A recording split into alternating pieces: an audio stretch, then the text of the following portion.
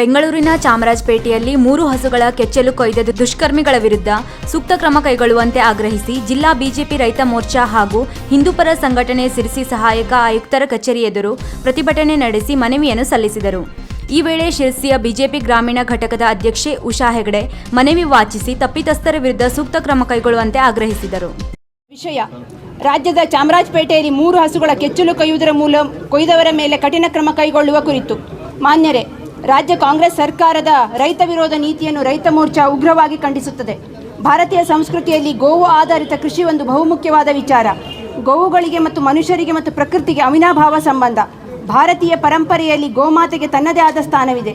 ಈ ದೇಶದಲ್ಲಿ ಕೃಷಿ ಏನಾದರೂ ಉಳಿದಿರುವುದು ಗೋಮಾತೆಯ ಕಾಣಿಕೆ. ಆದರೆ ರಾಜ್ಯದ ಕೋಟ್ಯಾಂತರ ಜನರ ಭಾವನೆಯೊಂದಿಗೆ ಬೆರೆತಿರುವ ಗೋಮಾತೆಯನ್ನು ಸಂರಕ್ಷಣೆ ಮಾಡುವಲ್ಲಿ ರಾಜ್ಯ ಕಾಂಗ್ರೆಸ್ ಸರ್ಕಾರವು ತನ್ನ ಅಸಡ್ಡೆಯನ್ನು ತೋರಿಸುತ್ತಿದೆ.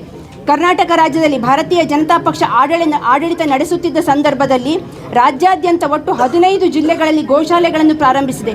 ಆದರೆ ನಂತರ ಬಂದ ಕಾಂಗ್ರೆಸ್ ಸರ್ಕಾರವು ಬಹುಸಂಖ್ಯಾತ ಹಿಂದೂಗಳ ಭಾವನೆಗೆ ಧಕ್ಕೆ ತರುವ ಉದ್ದೇಶದಿಂದ ಗೋಶಾಲೆಗಳಿಗೆ ಅನುದಾನವನ್ನು ಕಡಿತಗೊಳಿಸಿ ಅದರ ಮೂಲಕ ವಿವಿಧ ಉದ್ದೇಶಗಳಿಗೆ ತೊಂದರೆ ಕೊಡುವ ಮೂಲಕ ಗೋಶಾಲೆಗಳನ್ನು ಮುಚ್ಚಲು ವೀಕ್ಷಕ ಮಹಾಪ್ರಭುಗಳೇ, ನಮ್ಮ ಚಾನಲ್ ಅನ್ನು ಸಬ್ಸ್ಕ್ರೈಬ್ ಮಾಡಿ, ಶೇರ್ ಮಾಡಿ, ಪ್ರೋತ್ಸಾಹಿಸಿ.